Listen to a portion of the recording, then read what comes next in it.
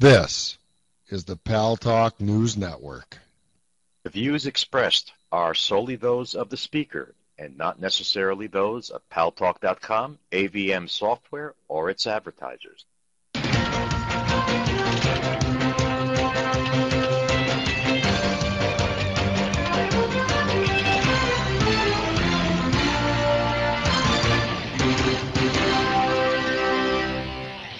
News Talk is online. News Talk Online is a production of Paltalk.com, the largest multimedia interactive program on the internet with more than 4 million unique users on demand on iTunes and on YouTube and on my blog, GaryBaumgarten.com, where you're encouraged to post your comments, whether you agree with yours truly or not. And thanks to our good friends at CRN Digital Talk Radio, we're syndicated to an additional 12 million households. I am your host, Gary Baumgarten. I welcome you to the show.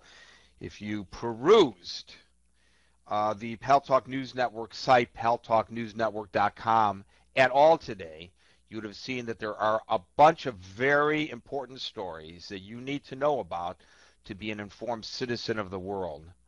Stories that you probably are not going to see, hear, or read on or in your mainstream media in your local environment.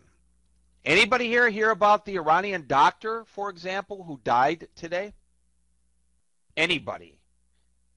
Any person in the audience hear about the Iranian doctor who died today? No, no, no, no, no. New message? You did because you're an expatriated Iranian. Let's see, he either died of a heart attack, a car accident, or suicide. Yeah, I'm sure it was a heart attack. He's 26 years old. Why is the death of this Iranian doctor of interest to us today, ladies and gentlemen? Well, he's the one who was assigned to a prison where they were torturing prisoners. How do we know they were torturing prisoners? Because he's the one who blew the whistle, told the world of the treatment of the prisoners within that prison following the crackdown, following the elections in Iran, and now he has died. Does that come as a surprise to anyone? It does not come as a surprise to me. Equally unsurprising and disappointing is that there's very little coverage of this story. Should be front page news. It is on the Paltalk News Network site, but it isn't elsewhere, and that is unconscionable. You want to know why the mainstream media is losing readership and viewership and listenership? It's because they're avoiding the stories that are of import. We're a tiny operation here, and we're working off our tails to bring you these stories. Why can't the big boys and girls on the block do likewise? I'm not saying that I'm better than them or we're better than them. I'm imploring them to take the vast resources that they have and put it to good use. I'm imploring them to don't just give us part of a story, give us the full story. Sort of like the great story that ABC posted the other day that we linked to.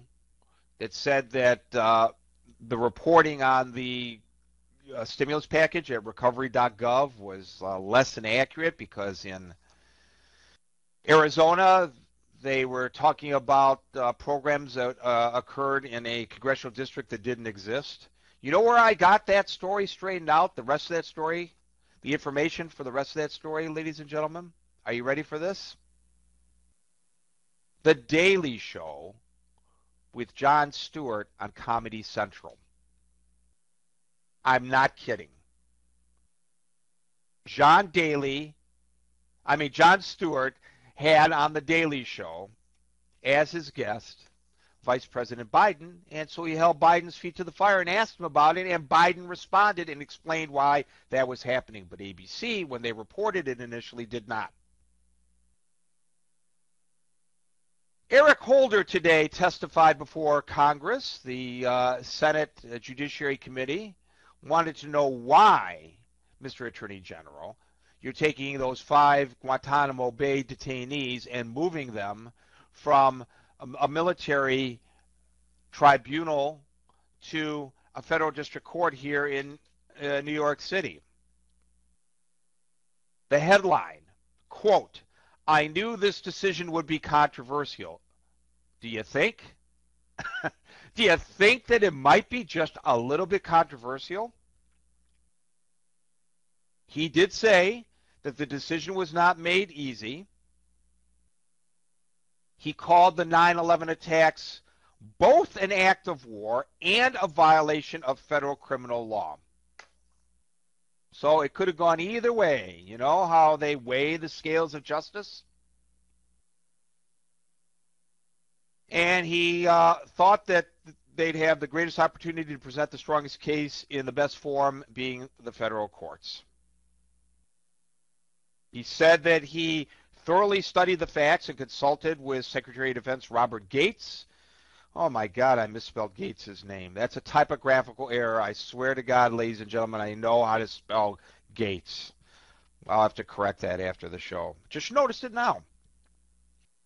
Before making his decision, but he believes that no matter where he elected to try the case, he'd be criticized.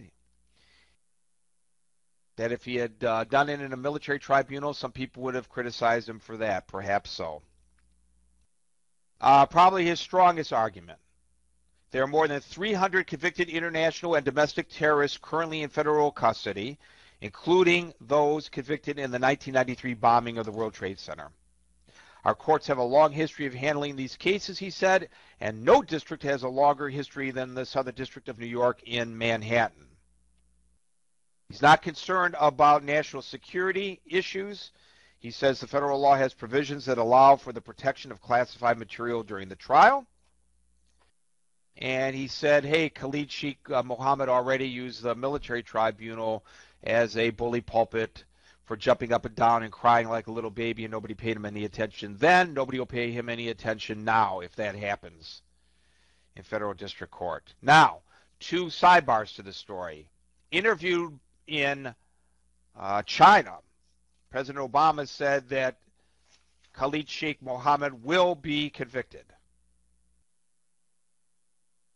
And he said that those who are offended by the legal privileges that Mohammed is getting by virtue of the fact that this trial will be held in a civilian court rather than a military won't find it, quote, offensive at all when he's convicted and when the death penalty is applied to him, close quote.